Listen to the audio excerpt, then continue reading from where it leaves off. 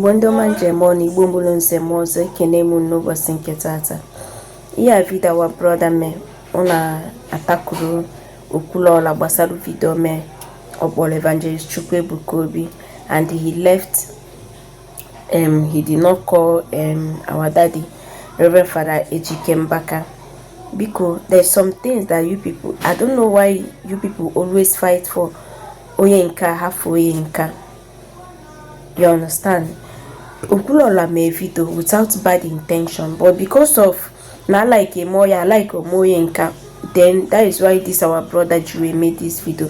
That he don't understand why Okwuluora get Jue made video upon all the fight back in that fight about the Igbo, about Mboni Kumaka Nnamdi Kanu, without mentioning Reverend Father Ejike Obule Ebuka Obi because you mention. Big out watch all this video.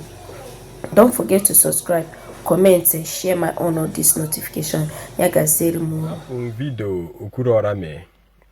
Ebe ọ na-ekwu okwu na-akpọgasị ndị Igbo jiche ego, ndị Igbo wele ego.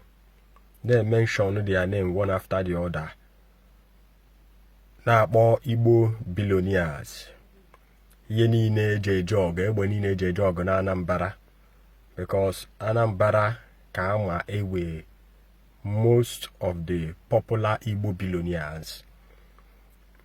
Ewe bịa na ebe ndị ụkọchukwu nọ.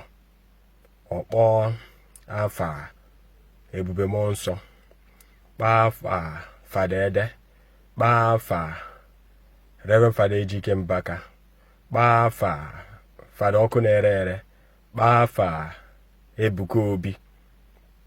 Mana before mbido daziwo unu about ihe Okwuluora kwuru. Ewe egwu ọzọ emene nsugbe egolu oge ọgụlụ egwu.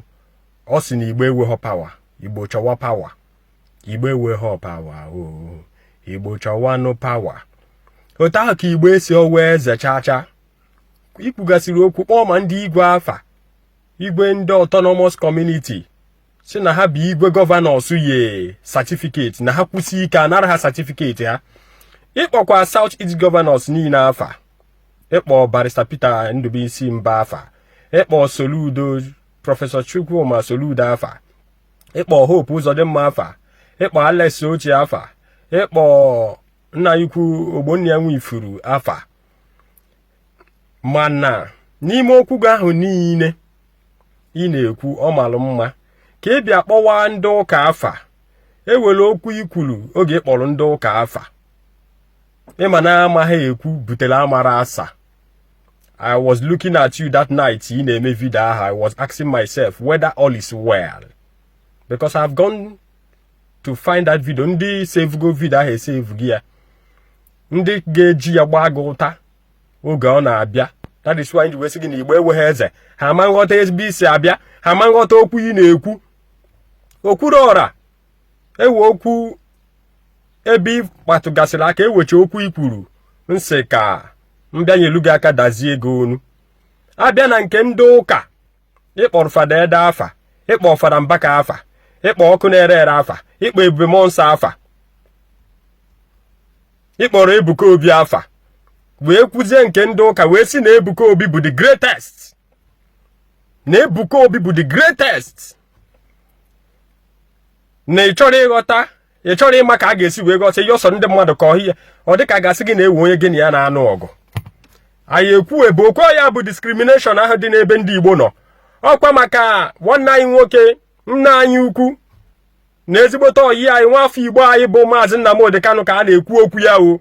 Anọgo n'ime na a na-ekwu okwu Nnamdi Kanu ka a ga-esi wee zọpụta ya, wee mewe politics, wee kwuo onye kacha bụ the greatest na onye kacha na-eme ọfụma.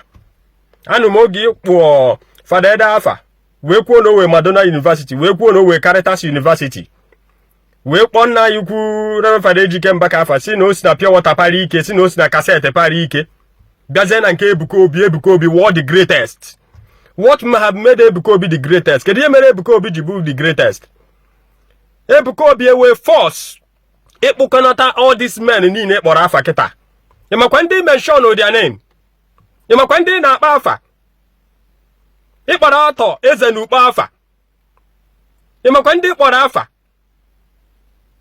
ịmakwa Obi Cubana dị involve, Cubana chief priest dị ebe ahụ, Jesco dị involve, Juizaza dị involve, ịmakwa men i mention abịagodi n'Enugu a, ịmakwa na Benwool na Isuawa, Ezuome n'ihe, name them Igbo billionaires ma akpọwa afa abịagodi n'ụgbọ ọka bụ unu ahụ.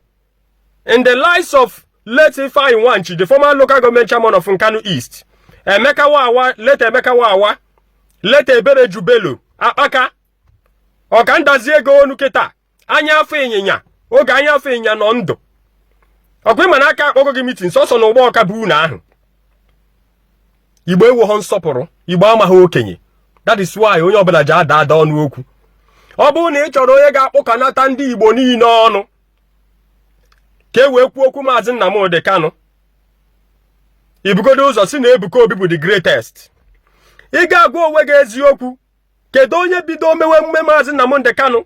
Kedu priest na Nigeria bunigo gba plane banye Abuja jewe ije Nnamdi Kanu na abụrụ Fada Mbaka? Kedu onye kwugo family kpee ekpere Nnamdi Kanu, kpesie ya ike, kpee ya publicly na abụrụ Fada Mbaka? Ọkwa maka Maazị Nnamdi Kanu ekpere okpe ka eji wee kpọọ ya panel na Korea ndị isi ụka nke Enugu. Ịmatakuli na agba Fada Mbaka ya ekwuzi n'okwu maka Maazị Nnamdi Kanu, ya ekpezi na ekpere ka ọ pụta that they doesn't want it. Okwuluora echem n'ihe ịkara ime, ịkara ibido ọgụ a n'ebe ndị ụka nọ. Kedu ihe Bishop Onaga nọ na-arụ n'Enugu o ji wee ju ikwu and o ji wee ju ije maka Maazị Nnamdi Kanu? Kedu ihe Bishop of Onitsha Diocese nọ na-eme? Bishop of Owerri Diocese, Bishop of Umuahia Diocese, Bishop of Ebonyi Diocese. Kedu ihe ha ncha nọ na-eme ha ma nji wee kwekwu okwu Nnamdi Kanu? Because ugwu bụkwa nkwaye. Rather, onye ọbụla bụ a priest of God kwuere okwu Maazị Nnamdi Kanu, ha atakụlụ ụwa ya. I am yet to see a priest or a pastor or a clergy, an evangelist, a prophet that will stand firm to talk about Maazị Nnamdi Kanu. Ebuka Obi na-asị na ya bụ the greatest. Ọkwa nke o kwuru ekwu ka Fada Mbaka kwuchere okwu ebe ọ na-eme copy, ebe ọ na-copy cat. Nke o kwuru ekwu ihe prophecy si na Maazị Nnamdi Kanu is coming out. Ọ dị ka onye ma date mbọsị ọ na-apụta. Oruzie mbọsị ahụ ọ pụtara, bloggers wee were ya mere okwu, were ya mere content na ọ na-asị asị. In the lives of Matthias Ezeakụ ha, agbala nze ha, jee paaki ha, na ndị otu ha niile. Now na Okwuluora ka ị kpọchara Igbo billionaires akpọ governors niile kpọrọ afa, kpọọ ndị igwe niile, kparịa ndị igwe, si na igwe niile bụ igwe autonomous community, no igwe governors ye certificate na ha kwụsị ike anara ha certificate, chụda ha from the throne, were ya nye onye ọzọ. No governor na ọ bụrụ oge gboo na governor adịghị eme appoint ndị igwe, mana na enyi anụnụ obodo emebisigo. Igbo wants to belong by all means. A na-ekwu ndị nke a na-ejepụ.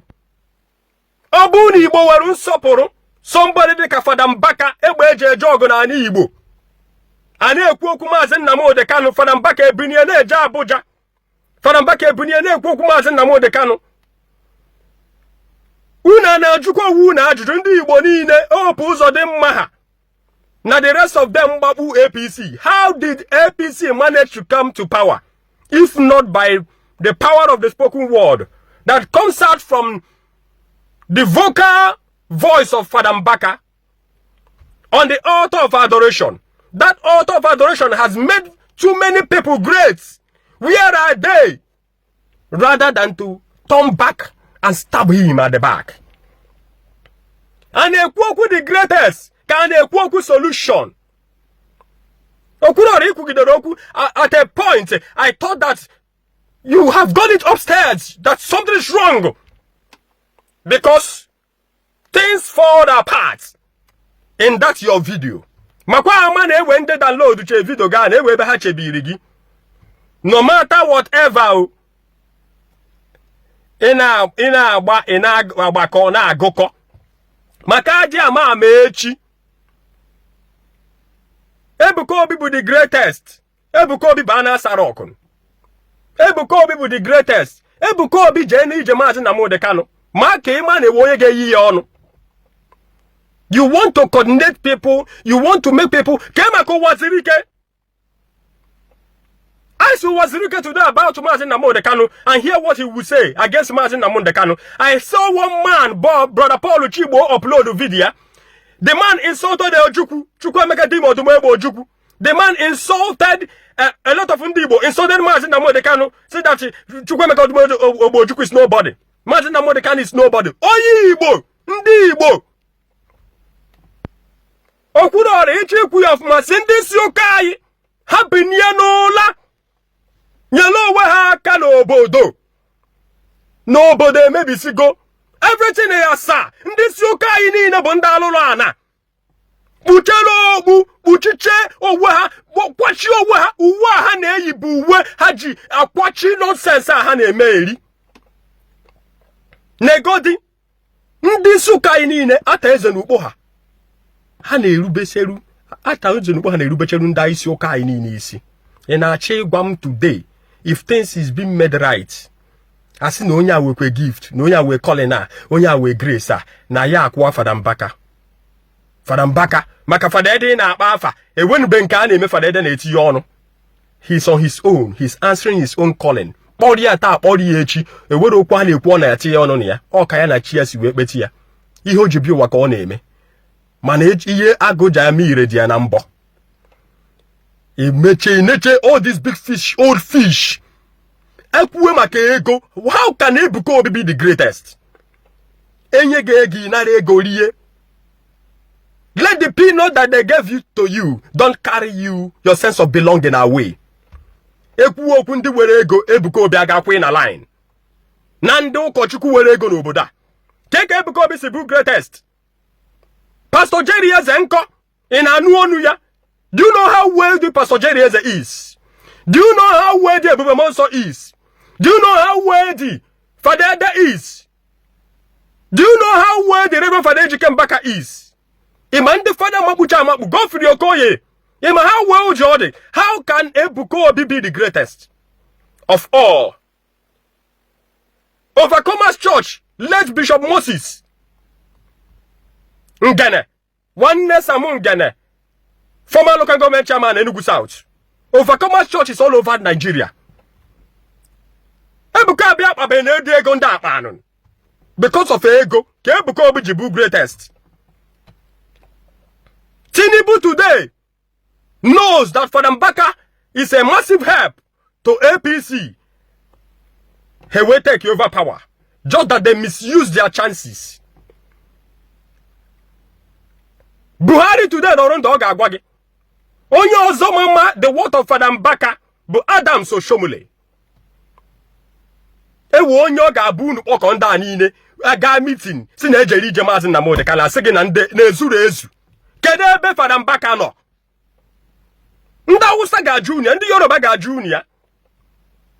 Igbo nọrọ ebe a unu na-ewe discrimination, Igbo discrimination. Ị chọrọ ịdazi onu wee discrimination bidogodi. Kwuo onye bụ the greatest of all time.